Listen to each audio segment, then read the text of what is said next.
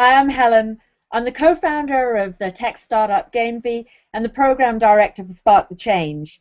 Spark's a conference for people who want to build better businesses and happier workplaces. Of course, one of the key benefits of having a happier workplace is that people are more likely to want to come and work for you and to stay longer. And that's why Matt Buckland will be giving a talk on recruitment at Spark, specifically on why a great culture lets you attract and retain the very best talent. Matt, I don't know you. I'd love you to start off by telling me a little bit about yourself and also what you'll be talking about at Spark, please. Yeah, certainly. So my name's Matt. I've been in recruitment now for 13 years, which is a heck of a long time. I started out in an agency doing evil recruitment, so people trafficking for money, that kind of where they were a resource. And then I saw the light and moved in-house and started out with a company. They're a worldwide consultancy called ThoughtWorks, and I was really, really lucky to find them because they have a real kind of parallels with the open source community and how they structure their own internal systems as well. So lots of things around that we should treat each other well, that we should be out there in the world making it a better place. Their motto was to revolutionize the IT industry. And I worked with them for 4.5 years. Again, India, China, the US, Canada, Australia. Maybe they didn't like me because they just kept sending me places just to open new offices, which is all cool. And then since then, Bloomberg and Facebook and small-scale startups like Secret Sales. And now I work for a venture capital company. And we make really early stage investments, so idea stage. Before they've even got a product, they come to us, we give them £250,000 and buy their dreams from them and help make them a reality. Very cool. Very cool. Less evil. So when people come to your session in London, July 1st or 2nd, what can they expect to walk away with? Well, hopefully, I think Helen introduced it a lot nicer than I was, because I'm going to tell you how to steal people from other organizations using your culture. So we are in, if we still believe the McKinsey of the early 90s, where we're in this war for talent. I don't really like the analogy, but yeah, it's not really a war. It's not a war if you're always winning it anyway. So this is about how you can actually use your culture and choose to reflect the right things at the right time to an engaged audience to try and steal them away. And I have some very practical examples of how you do that. So right the way through, can you have an HR policy that reflects being a fantastic organization? And what does that mean? And how you actually go to market with that as a recruiter. So basically everything is saleable. And everyone is up for grabs. So it doesn't matter if they are a founder, a co-founder. If you have something that really resonates with what they want to do, you can take them from that organization. I like the way, Matt, you talked about culture isn't just a window. It's actually about experiencing it at key points. That's how you really persuade people as part of recruitment, is allowing them to get a genuine feel for the company, not just through some pretty glossy photos, but through understanding it.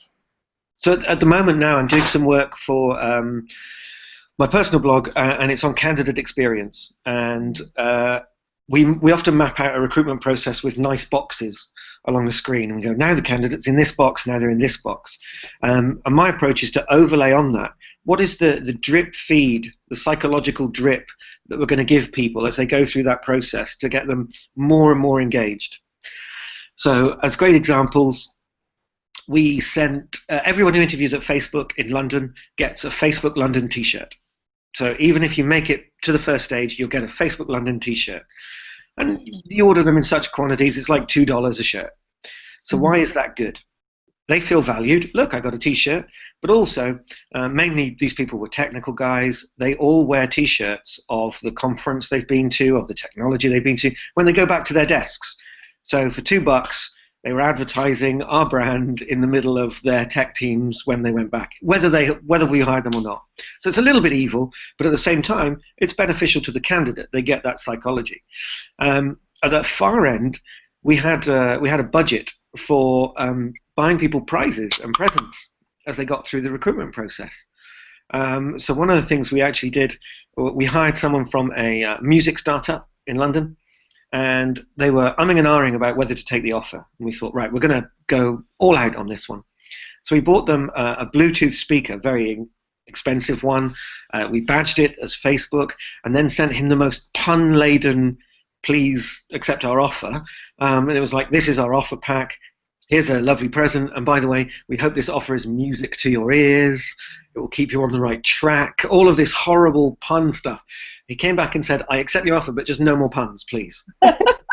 It works really, really well. And it's that kind of, at what stage do you want to add delight to that process? Right. And we can learn from other industries. Eddie Izzard, a fantastic comedian, gave the example of when you go into a supermarket, you don't see bleach and toilet paper when you walk in, because you'd think it was a poo shop, in his own words. Everything here is made of or themed on poo, and we don't want that. So you go into this beautifully fresh flowers and vegetables and bright colors. We do that same thing as you go through a process. So whoever I recruit for, what is it that they're going to see at this moment? How will they react to it? How does that get them? And it's never explicit. It has to be implicit messaging. So it has to be the norm. It can't be, we've made a special, wonderful request just to try and tease you out, because then a cynical mind would say that's desperation. So nobody wants that. Nobody wants an employer to come to them with the cap in hand. You actually want to slowly get them more and more engaged as you go through that process. And too often, you have a recruitment process where you'll get to the end of that process, and then comes an offer, and then comes this you're trying to close the candidate at that point. You've lost them at that point. You can't close, well, it's not so much that the horse is bolted already, it's just that, well, they might be interested. All niceness comes too late. Yeah, exactly. They just didn't know. So how are you getting that hook in earlier is hopefully what I'll be talking about a lot more. And then also some practical examples of where it's gone badly for organizations that I've worked for as well. So I've worked in an organization where 32 people left that organization for one other company in about a 2-month period.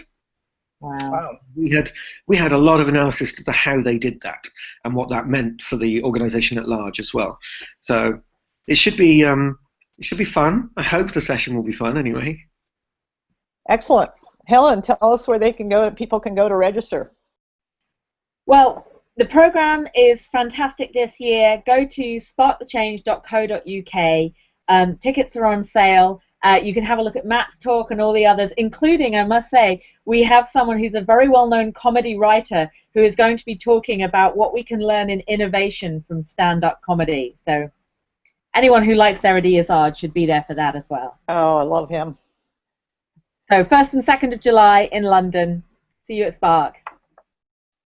Thank you. Thanks, Donna.